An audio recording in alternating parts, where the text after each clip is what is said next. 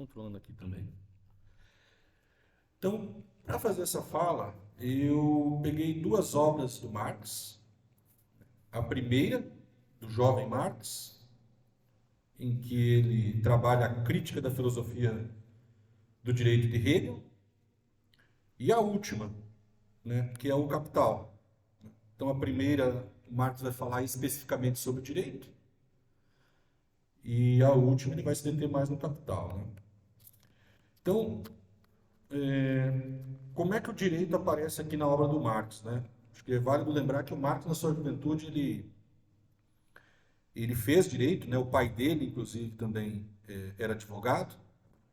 Inclusive, o nome deles não era o Marx, eles tiveram que adotar esse nome porque Marx, o pai dele, tem origem de família judia, né?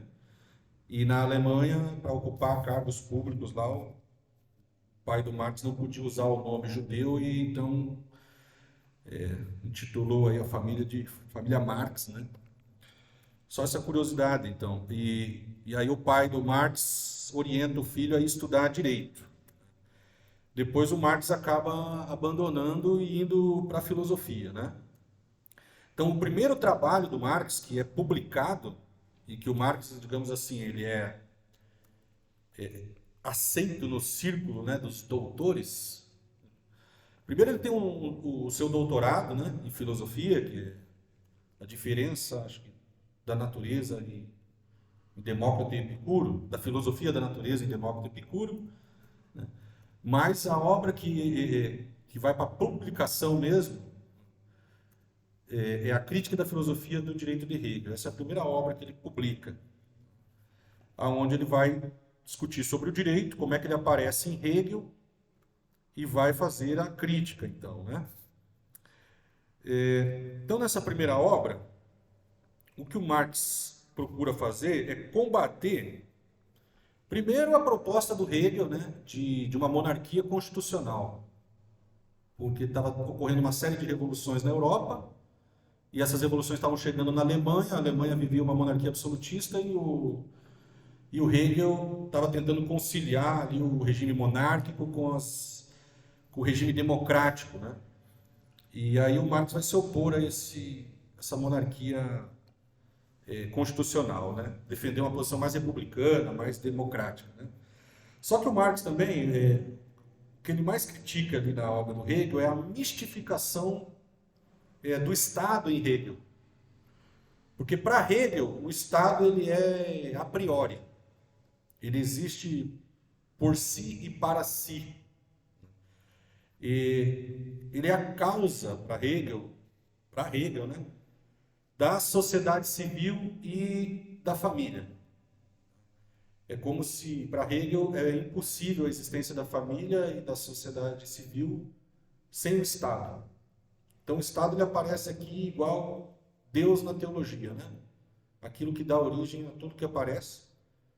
Então, o Estado dá origem ali à sociedade civil e à família, que seriam a parte do corpo do Estado, né?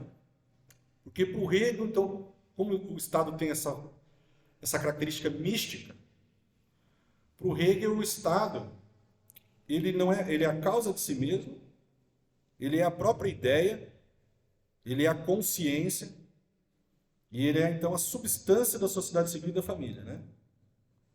Ele é a essência dessa, é a garantidora e a provedora da sua existência, para Hegel, né? E o Marx vai fazer uma crítica a essa mistificação, né, que é própria um pouco do direito positivo. Então, ao criticar Hegel, Marx também está fazendo uma crítica ao direito positivo, onde a ideia é a priori, a forma é quem dá a determinação do conteúdo, da matéria, né? Então, para Hegel, é o Estado que dá a forma e a determinação da sociedade civil e da família.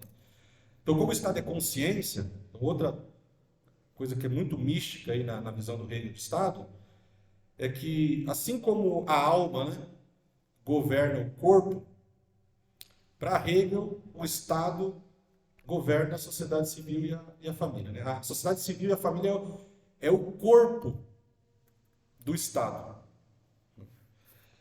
E o Marx vai criticar isso, vai dizer que existe aí uma espécie de misticismo lógico panteísta, né? Porque no panteísmo o Spinoza aceita a divindade da matéria, mas a matéria ela é posteriori, né? Ela não é a priori, né? Tem uma substância que vem antes. Bem, o Marx vai fazer uma crítica, então, a esse direito positivo, a esse direito também chamados direitos naturais, né? Que na teoria moderna do direito burguês existe muito isso dos direitos naturais, né? Existem leis naturais e dessas leis naturais eternas, imutáveis, nós temos também um direito que deve ser eterno, imutável, que aí nasce a galera dos defensores do justnaturalismo, né?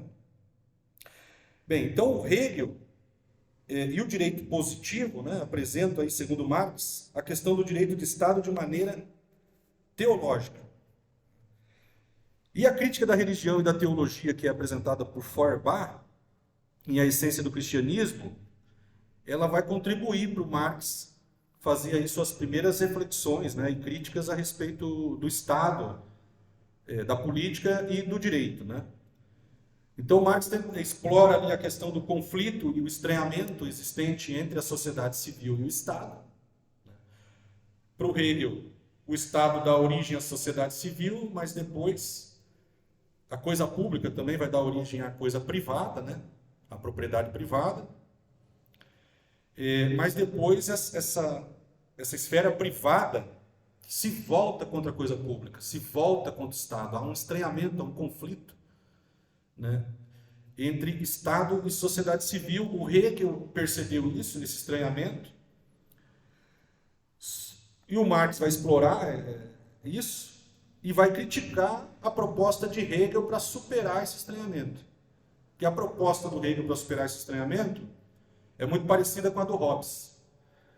A forma de superar esse estranhamento seria a alienação política, a entrega do poder a um homem ou a um grupo de homens, no caso do Hegel, os mais cultos, os mais conscientes, a elite do povo ali, né? Então há um conflito ali que o Marx vai explorar entre o Estado e a sociedade civil. Então no Estado você tem o ser genérico, né? Figura do cidadão, esse homem universal. E na sociedade civil você tem a figura do indivíduo egoísta, né? Que se opõe ao ser genérico, né? O indivíduo privado, né? Então Marx faz aí as suas críticas à alienação política e representativa do Estado moderno, que é apresentada primeiramente por Hobbes, mas o Hegel também vai defender algo parecido, né? Então na teoria geral aí, moderna, né, do direito burguês, como é que o Hobbes e essa turma apresenta a questão da soberania, né? Segundo essa concepção da teoria moderna do Estado, hobbesiana, né, a soberania ela encontra-se na lei e, portanto, no próprio Estado. Essa é a tese deles. Então, no estado de natureza, os homens são egoístas, estão numa guerra de todos contra todos, né? Então surge o Estado para acabar com esse conflito, garantir a propriedade privada.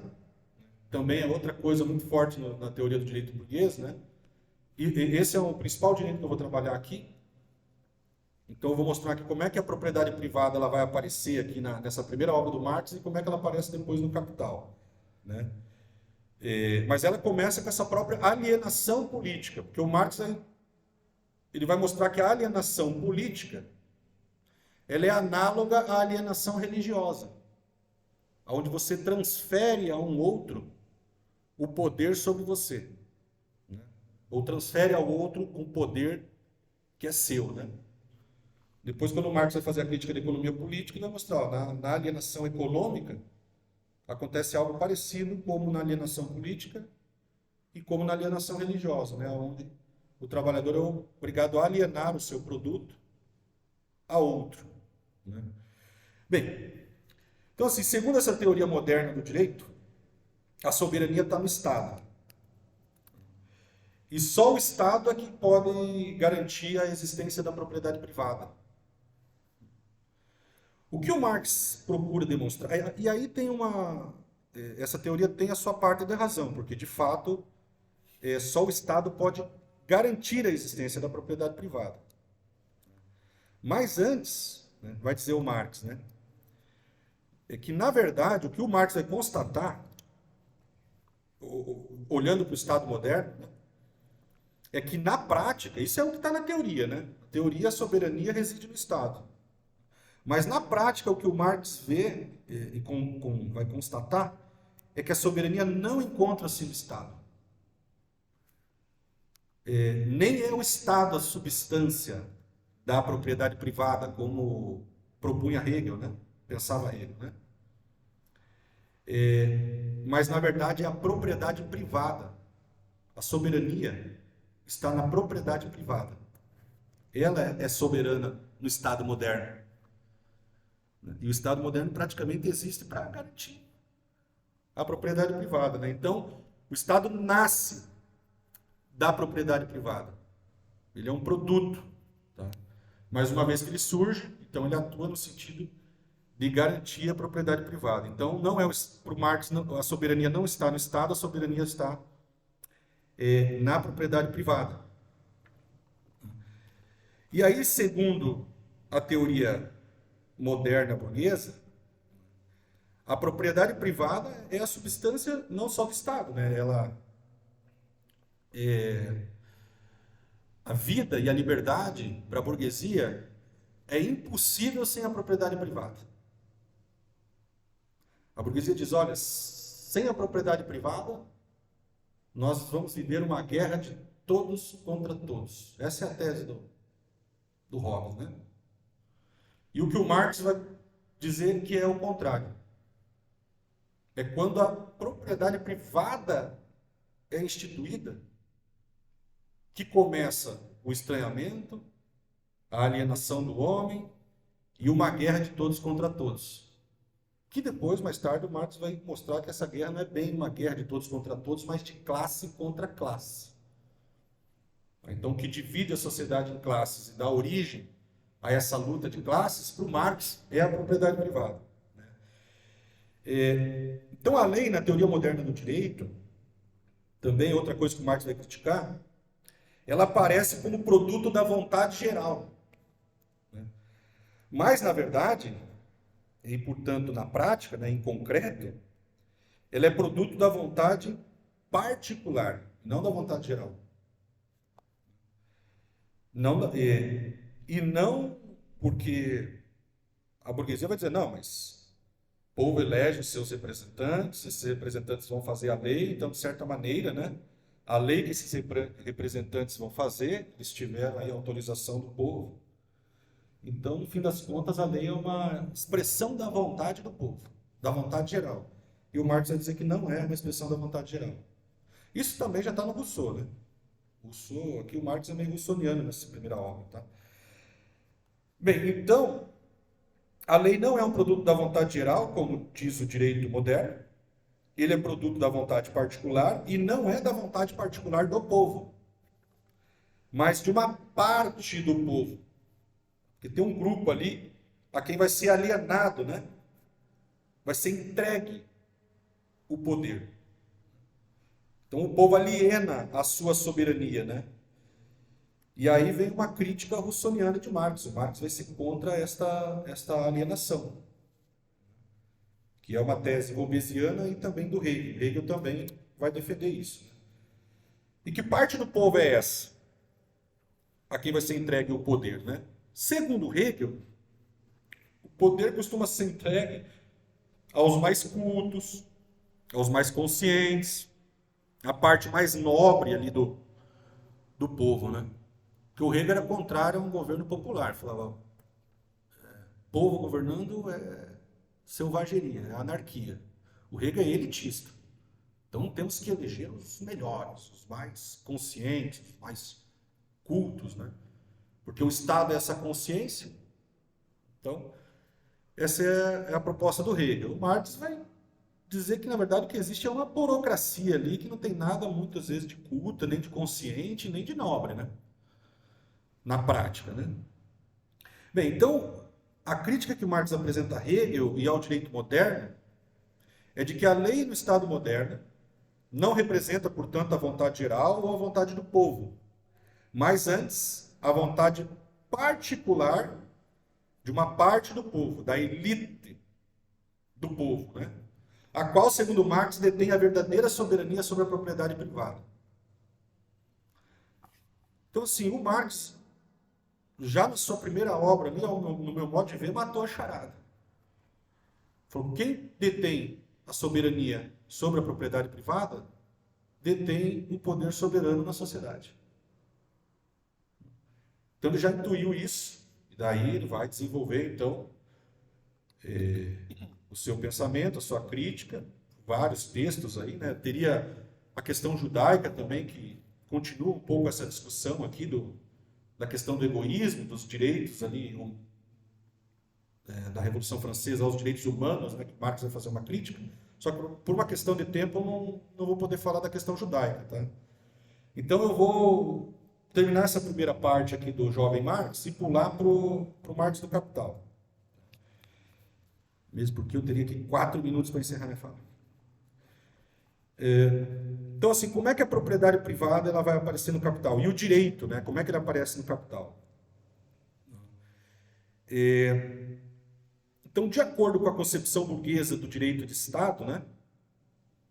Cabe ao Estado a garantia da liberdade. Mas a liberdade para os capitalistas, eles entendem liberdade de mercado, liberdade de comércio, né? E para o Marx, digamos assim, é a liberdade da mercadoria. Para a mercadoria poder transitar de uma mão para a outra, né? O Estado tem que garantir esta liberdade. E na sociedade moderna, capitalista, aqui, contemporânea, então nós vamos ter aqui dois portadores de mercadorias. Nessa sociedade das trocas, né? Na sociedade civil é a sociedade onde se dá as trocas, né? E no interior da sociedade civil, então, tem dois proprietários de mercadoria que se defrontam. E o papel do direito de Estado é fiscalizar essas trocas, esses acordos, né? No caso, quem são esses proprietários, né? O proprietário da força de trabalho, porque a força de trabalho é tomada como uma mercadoria, né, nessa sociedade, e o proprietário de dinheiro. Então nós temos esses dois proprietários de mercadorias que vão se encontrar para fazer trocas, e o papel do direito é fazer a mediação e a fiscalização dessas trocas. Contratualismo contemporâneo, né? Bem, de acordo com a concepção burguesa, então, sobre a propriedade privada, por exemplo, e aí, não pegando no Hegel, né? Porque o Hegel vai dizer que a propriedade privada ela acaba vindo ali do Estado, né? Ela é a ponta final do desdobramento do Estado, né? A coisa pública se desdobra até a coisa privada, né? E aí vai ter um conflito entre coisa pública e privada. Mas o Marx vai pegar a concepção aqui dos economistas, né? Então, Adam Smith, o Locke também, né? Que tem parte da ideia de que a propriedade privada nasce do trabalho. O burguês ele justifica a sua posse sobre os meios de produção, dizendo que ele é proprietário daquilo porque aquilo é fruto do seu trabalho. É assim que se justifica a propriedade, né?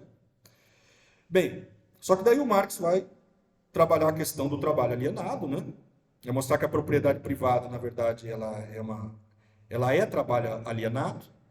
E aqui nesse sentido, então, a alienação econômica, ela é análoga à alienação política. Então, o trabalhador, ele produz algo, mas ele não é proprietário sobre aquilo que ele produz. Ele é obrigado a alienar, transferir ao capitalista, que é quem detém a propriedade privada dos meios de produção e é quem detém a soberania, né? Então, a mercadoria, ela é trabalho alienado. E por isso ela está, digamos, intrinsecamente relacionada com a propriedade privada, né? E segundo a concepção burguesa, né, eu já disse isso, mas só para reforçar, né, do direito, né, a vida, a liberdade, funda-se na propriedade privada. E sem ela, a sociedade cai então numa guerra de todos contra todos. O que o Marx vai procurar demonstrar no Capital é que trata-se do contrário, né? Quando a propriedade privada é fundada e ainda é levada à espécie de direito sagrado, na sociedade capitalista, de todos os direitos, a propriedade está acima da vida e da liberdade. Ela é mais sagrada que a vida e a liberdade porque a vida e a liberdade vêm dela, segundo a burguesia, a teoria burguesa, né? Não é possível a vida e a liberdade sem a propriedade. E o que o Marx vai mostrar é o contrário, que a propriedade privada é instituída, torna-se soberana, ganha uma conotação religiosa. Então a guerra de todos contra todos, ao invés de cessar, ela se aprofunda. A barbárie, o estado de natureza capitalista, ele prevalece. E o direito e o Estado entram para legitimar essa barbárie. Que, na verdade, vai ameaçar a vida e a liberdade dos cidadãos, da maioria das pessoas, né, que tem a sua vida ameaçada pela propriedade privada e a sua liberdade, né? Então, tem o caso das guerras. Nas guerras, as pessoas têm a sua vida ameaçada, e isso tem a ver com a propriedade privada. Na acumulação primitiva, nessa violência permanente, expropriação dos trabalhadores, do campo, por exemplo. As desapropriações, né, quando as pessoas são expulsas dessas casas ali pelo Estado, né? A sua propriedade, ele não tem garantia nenhuma sobre ela, o Estado, pelo contrário, ameaça, né, a vida do trabalhador, a liberdade, as suas posses, né? Quando a questão da exploração, o trabalhador, então, não tem liberdade, né? Igual que nós estávamos discutindo aqui, trabalha o dia inteiro e o pouco tempo de liberdade que ele tem, ele dorme, come, para no outro dia voltar a trabalhar. A propriedade privada já não ameaça, já acabou com a liberdade do trabalhador. Bem, então, se no seu início, só para eu concluir aqui, que já deu os 20 minutos, né?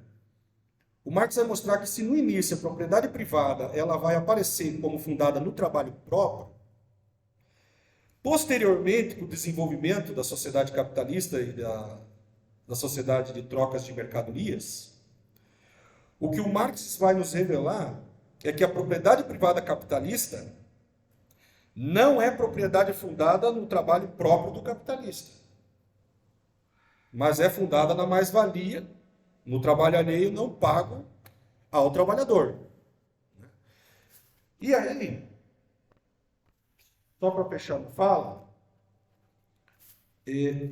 o Marx vai apresentar, então, no capítulo 22, ali, a definição de propriedade privada no capitalismo.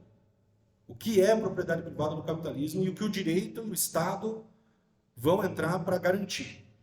Tá? Então, o Marx diz o seguinte: originalmente, o direito de propriedade apareceu diante de nós como fundado no trabalho próprio. No mínimo, esse suposto tinha de ser admitido, porquanto apenas possuidores de mercadorias com iguais direitos se confrontam uns com os outros. Mas o meio de apropriação da mercadoria alheia era apenas a alienação de sua mercadoria própria, e esta só se podia produzir mediante o trabalho. Agora, ao contrário, a propriedade aparece do lado do capitalista como o direito de apropriar-se de trabalho alheio não pago ou de seu produto, e do lado do trabalhador como impossibilidade de apropriar-se de seu próprio produto. A cisão entre propriedade e trabalho torna-se consequência necessária de uma lei que aparentemente tinha origem na identidade de ambos. Então, qual que é o papel do direito no capitalismo? Segundo Marx, tanto o jovem Marx como o Marx do Capital. O papel do direito é criar uma ilusão jurídica, uma espécie de céu, onde todos são iguais perante a lei. Na religião, diz todos são iguais perante Deus, né? Então vem o advogado, vem o jurista e fala, não, todos são iguais perante a lei. Acontece que essa igualdade o capitalismo só admite na lei, enquanto uma lei abstrata. Porque em concreto não é garantida igualdade nenhuma, pelo contrário, o direito atua para garantir a desigualdade e a exploração sobre o trabalhador.